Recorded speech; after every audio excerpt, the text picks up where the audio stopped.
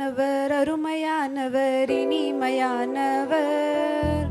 அழகானவர், அருமையானவர், இனிமையானவர், மகிமையானவர், மீட்பரானவர், மகிமையானவர், மீட்பரானவர். அவர் இயேசு, இயேசு, இயேசு. அவர் இயேசு, இயேசு, இயேசு. அழகானவர், அழகானவர், அருமையானவர், இனிமையானவர், மகிமையானவர், மீட்பரானவர், மகிமையானவர், மீட்பரானவர். அவர் இயேசு, இயேசு, இயேசு. அவர் இயேசு, இயேசு, இயேசு. கல்வாரி மேட்டிலே கொல்கதாவிலே நிசரத்தம் சிந்தியே என்னை மீட்டார். கல்வாரி மேட்டிலே கொல்கதாவிலே நிசரத்தம் சிந்தியே என்னை மீட்டார். பாசத்தின் எல்லைதான் இசுராஜா, பாசத்தின் எல்லைதான் இசுராஜா. என்னுடையவர், என் அன்பு இரட்சகர், என்னுடையவர், என் அன்பு இரட்சகர். அவர் இயேசு, இயேசு, இயேசு. அவர் இயேசு, இயேசு, இயேசு. ஆமென். நம்முடைய ஆண்டவராய் இயேசு கிறிஸ்து சிலுவையிலே அறையப்பட்டு நொறுக்கப்பட்டு கொடிய வேதனைகள் மத்தியில் அந்த மரணம் நெருங்கி கொண்டிருக்கின்ற அந்த நேரத்தில் ஆண்டவர் சொன்ன வார்த்தைகளை நாம் தியானிக்கிறோம். இப்போ நம்ம 6வது வார்த்தையை நாம் தியானிக்கலாம். யோவான் 19ஆம் அதிகாரம் 30வது வசனத்தை வாசிக்கலாம்.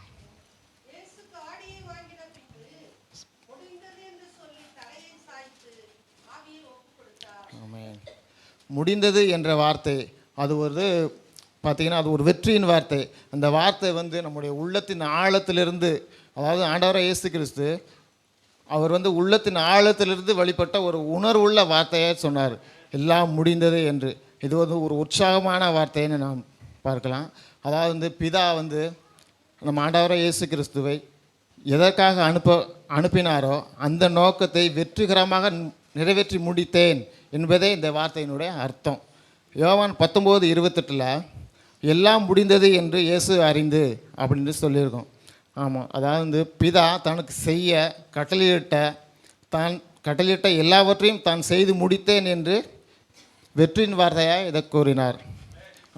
அதே போல் இப்போ பிரசங்கியில் 7:8 நம்ம பார்க்குறோம்னா, ஒரு காரியத்தின் துவக்கத்தை பார்க்கிலும் அதன் முடிவு நல்லது என்று பார்க்கிறோம்.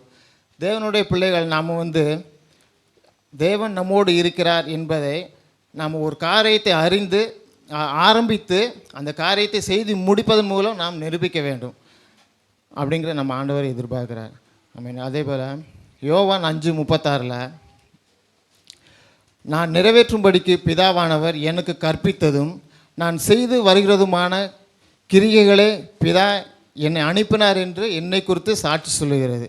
இயேசு கிறிஸ்து இந்த உலகத்தில் ஊழியம் செய்த நாட்களில் பிதாவானவர் அவருக்கு கற்பித்ததும் அவர் செய்து வருகிறதுமான கிரியைகளே அவரை குறித்ததான சாட்சியாய் சொல்லுகிறது.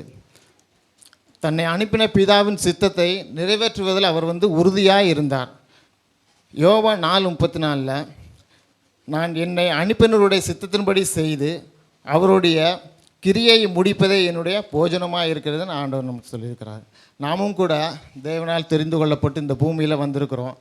நம்மை கொண்டு தேவன் நிறைவேற்ற வேண்டிய காரியங்களை நிறைவேற்ற வேண்டும். நாம் தேவனோடு ஐக்கியமும் தொடர்பும் கொண்டு அந்த காரியங்களை அறிந்து அதை நிறைவேற்ற வேண்டும். நாம் தேவனுடைய சித்தத்தை நிறைவேற்ற வேண்டுமானால் நான் இப்பொழுது எப்படிப்பட்ட வாழ்க்கை வாழ்ந்து கொண்டு இருக்கிறோம் என்பதை நாம் நினைத்து பார்க்க வேண்டும். கலாத்தியர் 3:3 ஆவியிலே ஆரம்பம் பண்ணின நீங்கள் இப்பொழுது மாமிசத்தினாலே முடிவு பெற போகிறீர்களோ என்று பவுல் சொல்லுகிறார். ஆவியிலே ஆரம்பித்த நாம் மாமிசத்தில் ஓடுகிறோமா அல்லது ஆவியில் ஓடுகிறோமா என்று நாம் சிந்தித்து பார்க்க வேண்டும். 2 தீமோத்தேயுல 4:7 நல்ல போராட்டத்தை போராடினேன், ஓட்டத்தை முடித்தேன், விசுவாசத்தை காத்துக்கொண்டேன் என்ற இந்த விசுவாசம் நமக்கும் இருக்க வேண்டும். இயேசு கிறிஸ்து சிலுவையிலே வெற்றி சிறந்தவராக ஓட்டத்தை முடித்தார்.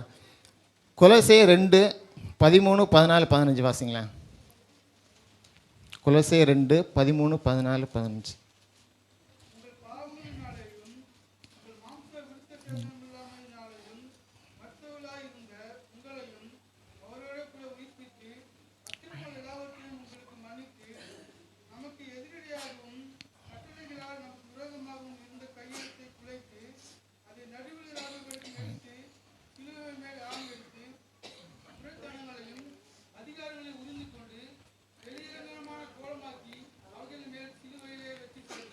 ஆமென். இவைகளெல்லாம் செய்து முடித்தேன் என்று வெற்றின் வார்த்தையை ஆண்டவர் சொன்னார். அதேபோல் எபிரேயர் 7:27 பார்க்குறோம். ஆசாரியர்கள், நியாயப்பிரமாணத்தின் காலத்தில் ஆசாரியர்களைப் போல சொந்த பாவங்களுக்காகவும் ஜனங்களுடைய பாவங்களுக்காகவும் நாடோறும் பலியிட வேண்டியதில்லை. ஏனென்றால் தம்மை தாமே பலியிட்டதினாலே இதை ஒரே தரம் செய்து முடித்தார். ரோமர் 10:4 விசுவாசிக்கிற எவனுக்கும் நீதி உண்டாகும்படியாக கிறிஸ்து நியாயப்பிரமாணத்தின் முடிவாயிருந்தார். அதை பிதாவானவர் நியமித்தவைகளை செய்து முடித்தார். இயேசு கிறிஸ்துவை குறித்து முன்னுரைக்கப்பட்ட வேத வாக்கியங்களை எல்லாவற்றையும் ஆண்டவர் நிறைவேற்றி முடித்தார். இப்போ மரணத்துக்கு அதிபதியான பிசாசை அழித்து சிலுவையில் தமது வெற்றியினை நிறைவேற்றினார். நாமும் கூட இந்த வார்த்தைகளை நம்முடைய நடைமுறைப்படுத்தி அவருடைய 2ஆம் வருகையிலே செய்து முடித்தவர்களாய் அவருக்கு முன்பாக நிற்க வேண்டும். ஆண்டவர் அந்த பாக்கியத்தை நமக்கு தந்தருவாராக. ஆமென்.